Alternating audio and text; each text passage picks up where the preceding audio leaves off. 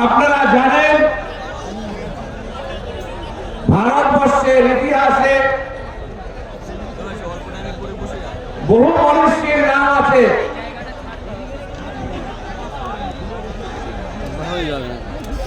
British পিরিয়ডে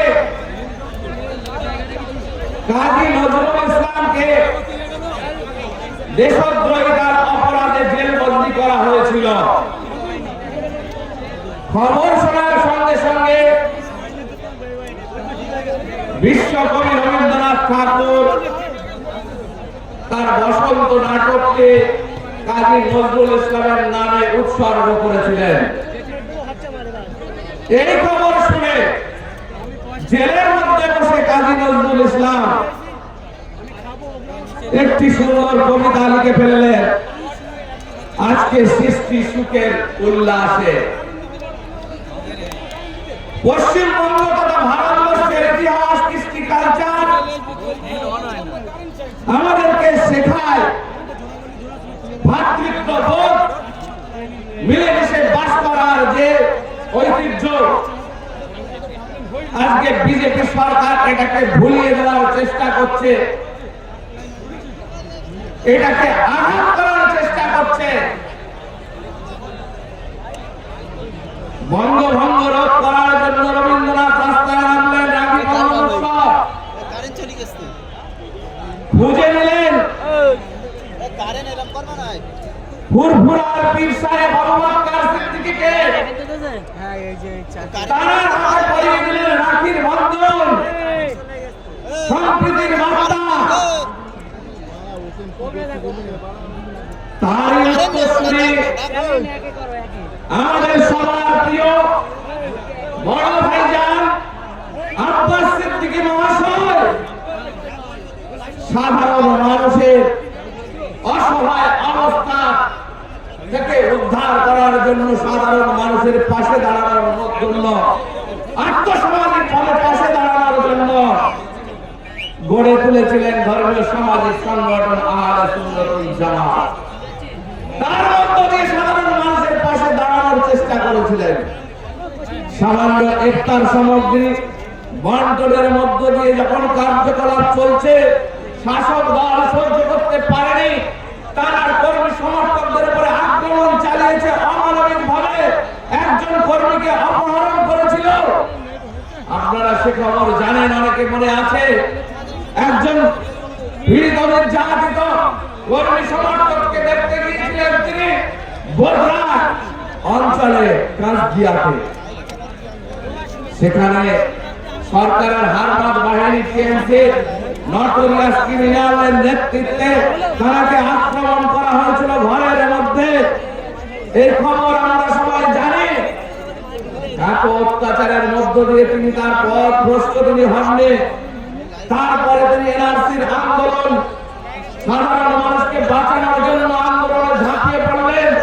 যে আন্দোলনকে রাজ্য সরকার সমর্থন করে, কিন্তু দুর্ভাগ্যের বিষয় সেই সময় আমরা দেখেছি আমাদের বড় ভাইজানের বাড়ি পুলিশ দিয়ে আক্রমণ করা হয়েছে, তাকে অ্যারেস্ট করার চেষ্টা করেছিল। কারণ কি আমরা বুঝতে পারিনি, পরে বুঝতে পেরেছি। ভবিষ্যতে আব্বাস সিদ্দিকীর ফ্যান ফলোয়ার ভালোবাসার মানুষ পশ্চিমবঙ্গে বেড়ে যেতে পারে সরকারের মাথার যন্ত্রণা। সেই কারণে তার আন্দোলনকে বন্ধ করা, সাধারণ মানুষের কাছে জনপ্রিয় হয়ে উঠতে না পারে তার চেষ্টা। ভাবতে পারছি না আমরা এখন নারকীয় রাজ্যে আমরা বাস করছি। হতোদ্যম হননি, ধর্ণা অবস্থান মঞ্চ বাড়িতে শুরু করেছিলেন। গোটা পশ্চিমবঙ্গের বিভিন্ন প্রান্ত থেকে সাধারণ মানুষরা সমর্থন জানিয়েছিল তাকে, তারা এই কাজকে। একটা টাইমে তিনি বুঝতে পারছেন যখন যে সাধারণ মানুষকে রাজশক্তির বাইরে থেকে সেইভাবে সহযোগিতা করা যাবে না।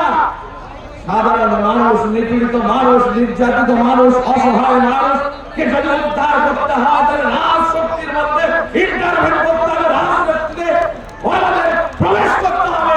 এই চিন্তা ভাবনার জায়গায় থেকে তিনি আইএসএফ দলের প্রতিষ্ঠাতা করলেন।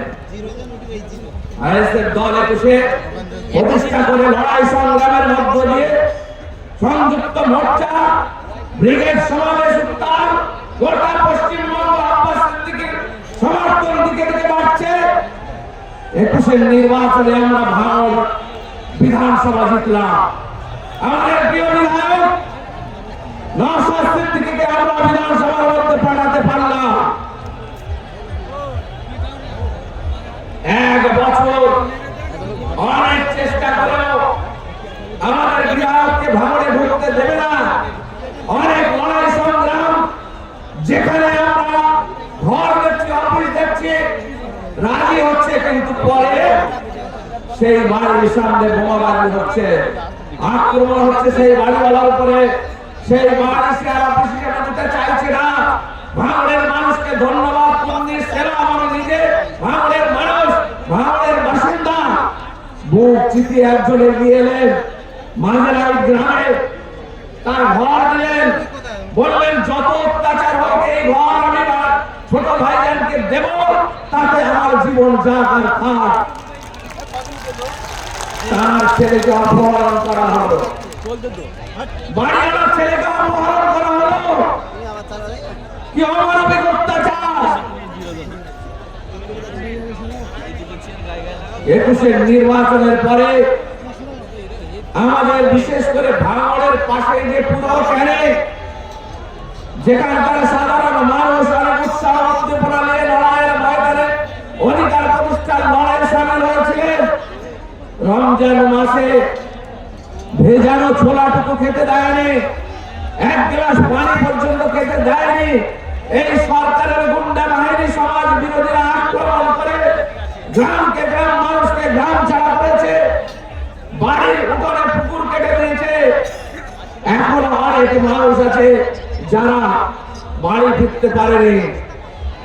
অনেক লড়াই সংগ্রামের মধ্য দিয়ে 300 থেকে 350 কেস আমরা দায়ের করতে পেরেছিলাম, যার মধ্য দিয়ে কোর্টে নাই। ওখানকার যে সরকারের যে একজন নেতা আছে টিএমসি দলের, যাকে নটোরিয়াস ক্রিমিনাল ঘোষণা করেছিলেন হাইকোর্ট তত্ত্বাবধানে মানবাধিকার কমিশন, কি অমানবিক অত্যাচার! পেছনে লেগেছে একমাত্র বিধায়ক নওশাদ সিদ্দিকী, তাকে যে কোনোভাবে হারাতে হবে।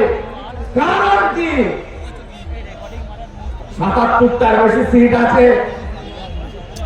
বিজেপির সেই বিষয়ে কোনো কথা নেই। শাসক দলের মুখ্যমন্ত্রী অভিষেক বন্দ্যোপাধ্যায়ের একমাত্র বিধায়ক নওশাদ সিদ্দিকীকে হারাতে হবে। কারণ হচ্ছে কি, নওশাদ সিদ্দিকী গরিব মানুষের কণ্ঠ হিসেবে উঠে আসছে, গরিব মানুষের অধিকারকে সুপ্রতিষ্ঠিত করার জন্য লড়াই করছেন, সংবিধানকে মজবুত করার জন্য লড়াই করছেন। এটা সহ্য হচ্ছে না, তাদের চুরি পাটপাড়িগুলো তুলে ধরছে, সহ্য হচ্ছে না। তাই তো নওশাদ সিদ্দিকীকে হারাতে হবে। আজকের এই মঞ্চ থেকে আমাদের শপথ নিতে হবে, 26-এর নির্বাচনে নওশাদ সিদ্দিকীর হাতকে আরো বেশি মজবুত করা করব। নওশাদ সিদ্দিকীর মতো আরো অনেক নেতাকে বিধানসভায় পাঠাবো। এই শপথ আমরা আজকে নেব তো? এই শপথ আমরা আজকে নেব সবাই। আমি আপনাদের সংগ্রামে অভিনন্দন, শুভেচ্ছা জানিয়ে আমি আমার বক্তব্য এখানে শেষ করছি। আগামী 26-এর নির্বাচনে সবাই মনের যন্ত্রণাকে ব্যালটে আপনারা প্রকাশ করবেন, এই আশা ভরসা রেখে সবাইকে সংগ্রামে অভিনন্দন, শুভেচ্ছা, ভালোবাসা জানিয়ে আমি আমাদের নেতা নওশাদ সিদ্দিকীকে সংগ্রামে অভিনন্দন জানিয়ে আমি আমার কথা শেষ করছি। ইনকলাব জিন্দাবাদ, আইএসএফ জিন্দাবাদ।